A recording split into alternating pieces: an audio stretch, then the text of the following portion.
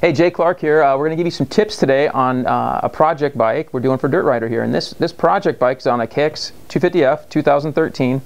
And a lot of what we're doing is going to pertain to all the FI bikes and even back a little ways, so some tips on there. And we're going to be using a lot of different aftermarket products and some tips on stock products as well. And so we try to make sure when we're doing these projects that there's a really good point to the aftermarket product we're using, that it's got a good value, that it's going to last longer, that's going to go faster, whatever it be, that there's a good point to the product. And this KX 250F has about 8 hours on it, so we've got some just some basic break-in time. Things running really good. It's a good bike. So now we're going to add some products to it. Over the next few steps, we'll have some additional videos that are going to give us that, and building into an article on Dirt Rider magazine. Okay. In this first step, we're going to be showing you a few performance mods and maintenance type items as well.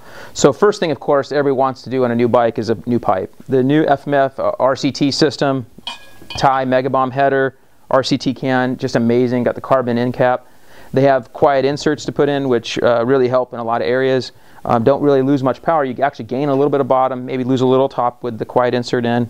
Really good pipe, good choice for you all around. Okay, so with the FMF, they give you an insert. The insert has a spark arrestor screen. So if you don't need that, if you're not going to be riding off-road, you're just going to be riding tracks, you can just cut this off. And you can just get some cutters in here, and it'll peel right back, like so. And you could trim up the little pieces there, and now it's a quiet insert. Put it in with a snap ring past it. You just got to tap it in, snug, snap ring, and the bike makes a lot less noise and really good power still. Okay, so on a Kawasaki, everybody's familiar with these couplers, seen the KX 450 commercials with MIG last few years. The green one's our stock one, our stock map. Black is kind of our less than stock, a little bit less power, probably better for harder pack, slippery conditions. And white is big power, highest power output. And of course, most riders on a 250F just want the most power, most places. And since we ride at Kauai on the sand track, we want big power, so we're running white. On any 250F, they all have backfire screens, and that can tend to rob a bit of power.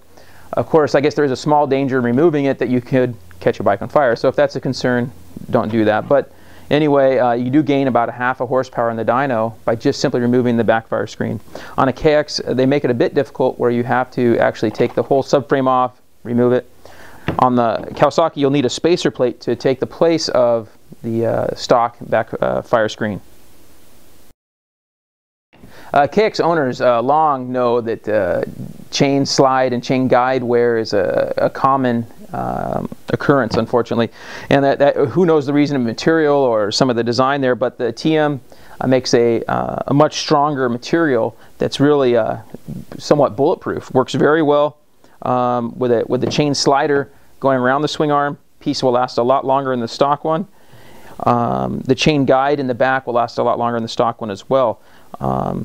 The chain rollers have bearings in them. The stock ones don't, so you can hear the stock ones rattling around.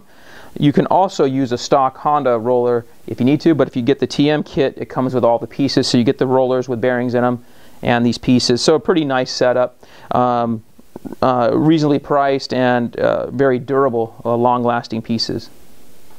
Okay, so everybody wants to stop quickly, and a larger oversized rotor is really the key. They're a little heavier in stock. I think maybe that's one of the reasons they don't come with this large rotor stock. MotoMaster has a good oversized rotor for the KX.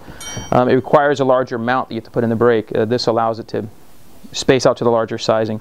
Very simple bolt-on kit, and gives you that added braking power up front. Not a critical item to add to your bike right away, price-wise, but a very nice item to get you started if you're wanting to get serious about racing. Okay. Chain and sprockets wear out quickly on the stock setup, mainly because the stock chain isn't so good. A lot of guys run it, gets loose really quickly, so wears out quickly. So upgrading to a Renthal, high quality racing chain with new chain and sprockets will help. On the KX 250 this year, we're running the stock gearing. The bike pulls really well, so it can pull the stock gearing. Another Honda part that bolts right up to the Kawasaki's is the rear nut for the axle. The stock one's a castle nut, this one's a locking nut, and for whatever reason Kawasaki still stays with the nut that requires the cotter pin. I'm sure it's lawyers or whatever. So you can buy the Honda nut off any current CRF back to the last 10 years. You know, it's no big deal. So you just bolt that right on. With a brand new bike, one of the best things you can do is put an hour meter. Especially with these 4-strokes, you kind of lose track of how much time you're putting on things, and how, if the bike is losing some speed, you don't realize it. So getting an hour meter on there will help you really track your oil changes, and when you need to be doing some valve adjustments. Those types of things are really important, and you need to keep an eye on them. So getting an hour meter on there from day one is highly recommended. Works Connection has a great one that just bolts right on. Simple deal. Well, that's it for our first step on our Project KX250 here. Got a lot of good stuff done. Gives you a good head start on what you think you can choose out of those items to get started with on your KX.